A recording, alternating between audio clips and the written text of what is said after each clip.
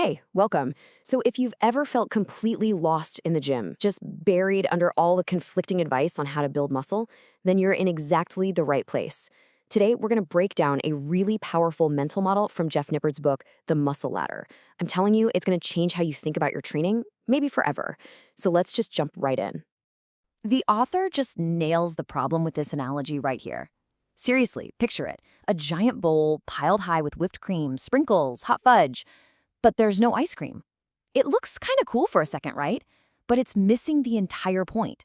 And that's pretty much exactly how a lot of us approach building muscle. And that leads us right into what the author calls the lifter's dilemma. It's that feeling, and you've probably felt it, of just being confused. You're trying a million different things, but you never really get why any of it is even supposed to work in the first place. You know, the crazy part is the author, who's a pro bodybuilder, says this was him for his first 4 or 5 years of training. He was just bouncing from one random magazine program to the next, listening to advice from whoever seemed biggest at the gym. It was messy, it was unscientific, and I think, if we're being honest, a lot of us can relate to that. So you might be thinking, okay, if his approach was so sloppy, how did he still make progress? How did he even win a competition? Well, it came down to 3 big advantages. First, he was a newbie. And let's face it, almost anything works when you're just starting. Second, the guy worked insanely hard. And third, he admits he had some good genetics on his side. But that kind of success, it doesn't last. And this, right here, is the absolute heart of the problem. When you find something that gets you results, but you have no idea why it worked, you're basically just guessing. Those early gains don't really prepare you for long-term success because when you hit that inevitable plateau, you've got no idea how to fix it. You're stuck with a bowl full of toppings and no ice cream. Okay, so this is where the solution finally comes into play. It's a really powerful system for thinking about your training, and it's called the Muscle Ladder. And it's designed to cut right through all that confusion. Now, this is not just another workout program you follow for 12 weeks. Think of it more like an operating system for your training. It's a series of principles, but they're organized from most important to least important, giving you a solid, reliable structure for your entire fitness journey. And this is where the ladder becomes so practical. The next time you're scrolling online and you see some new, super complicated training trick, you can run it through this framework and ask yourself that one simple question. In the grand scheme of things, how much does this really matter? It helps you put your energy where it actually counts. All right, before we even start talking about the steps or the rungs of the ladder, we have to talk about the absolute foundation of the whole system. These are the 2 pieces that hold everything else together. I mean, think about a real ladder for a second. What happens if one of those long side rails is cracked or broken? The whole thing is totally useless, right? It doesn't matter how great the rungs are. So, what are the 2 non-negotiable side rails for a muscle ladder?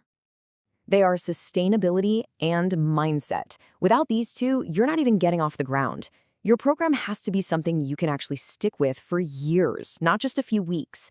And you absolutely need the right mindset to get through the challenges and setbacks that are going to happen. If either one of these fails, the whole ladder just falls apart. And here's a really key insight, something that might surprise you. You might think this stuff is just for beginners, but the author makes it clear they become more, not less, important the more advanced you get. When your progress naturally starts to slow down, having a sustainable plan and a tough mindset is what's going to keep you in the game. Okay, so we've got our side rails locked in place. Now we can finally start climbing. Let's take a look at the rungs of the ladder. And the key thing to remember here is that they're organized in a hierarchy. What's at the bottom is way more important than what's at the top. So here are the first 5 rungs, the real core principles of training. At the very bottom, the foundation, you've got technique, how you actually perform each lift. Building on that is exercise selection, basically picking the right movements. Then comes effort, how hard you're actually pushing yourself. After that, progressive overload, which is just the idea of making things harder over time. And then volume, which is the total amount of work you do. See how each one builds on the one before it? This really gets to the core idea. You have to master the fundamentals first.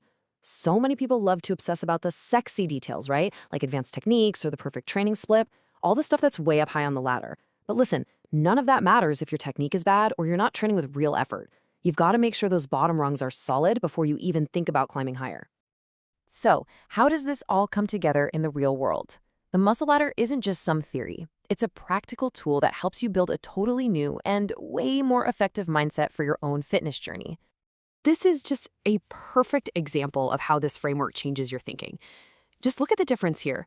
The person who's rushing the journey is ignoring sustainability, and that's just going to lead to frustration and probably injury.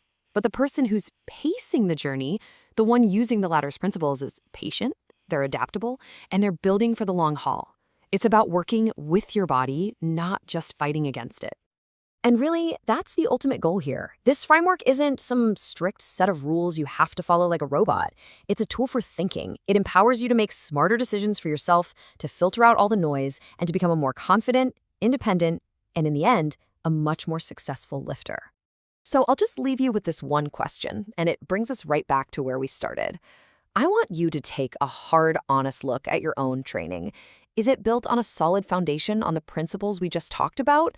Or are you getting distracted by all the sprinkles and the whipped cream and maybe forgetting about the ice cream?